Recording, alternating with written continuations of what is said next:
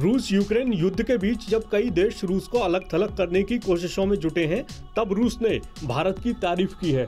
भारत में रूस के राजदूत डेनिस अलीपोव ने कहा है कि बहुपक्षीय मंचों पर उनके देश को अलग थलग करने की कोशिशों का समर्थन न करने के लिए रूस भारत की सराहना करता है।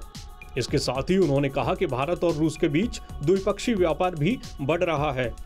स्पुतनिक से बातचीत में अलीपोव ने भारत और रूस के संबंध के बारे में कहा कि ये साझेदारी एक गहरी रणनीतिक नींव पर टिकी है, जो न केवल मजबूत ऐतिहासिक जड़ों पर आधारित है, बल्कि भविष्य की वैश्विक व्यवस्था के समान दृष्टिकोण पर भी आधारित है। उन्होंने कहा, हम यूक्रेन की घटनाओं के मूल्यांकन के लिए नई दिल्ली के आभारी हैं। स्पष्ट रूप से वे मौजूदा भू राजनीतिक और भू आर्थिक स्थिति की पृष्ठभूमि को समझते हैं। वे मौजूदा वैश्विक खाद्य और ऊर्जा संकट की उत्पत्ति में गैर कानूनी प्रतिबंधों की विनाशकारी भूमिका देखते हैं। अलीपोव ने कहा कि भारत बहुपक्षीय मंचों पर रूस को अलग थलग करने की कोशिशों का समर्थन नहीं करता है और अन्य प्रमुख वैश्विक और क्षेत्रीय समस्याओं की अनदेखी कर अंतर्राष्ट्रीय एजेंडे को संघर्ष तक सीमित करने की पश्चिम के रुख की आलोचना करता है।